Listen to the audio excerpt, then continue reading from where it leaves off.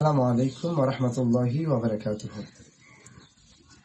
রাসূল পাক সাল্লাল্লাহু আলাইহি ওয়াসাল্লাম বলেছেন, আখলিস দীনাকা ইয়াকফিকাল আমালুল কলিল। তোমার ঈমানকে খাঁটি করো, অল্প আমলই নাজাতের জন্য যথেষ্ট হবে। এই কথাটা যদি আমরা বুঝতে চাই, তাহলে রাসূল পাক সাল্লাল্লাহু আলাইহি ওয়াসাল্লাম আমাদের ঈমানকে মজবুত করার জন্য বলেছেন।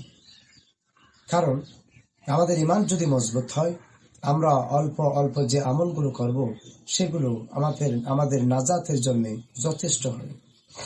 যেরূপ কোনো মানুষের যদি ব্যাংকে কোনো অ্যাকাউন্ট থাকে, সে ওই ব্যাংকে যতগুলো টাকা জমাবে, 1 টাকা থেকে শুরু করে যত টাকা, সবগুলো তার অ্যাকাউন্টের মধ্যে জমা হবে।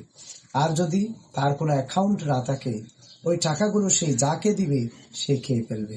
অনুরূপভাবে আমাদের ঈমান যদি না থাকে, তাহলে আমরা আমল করলে সেগুলো কোনো কাজে আসবে না।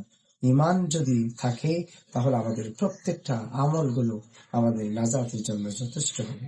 আসসালামু আলাইকুম ওয়া রাহমাতুল্লাহি ওয়া বারাকাতুহু।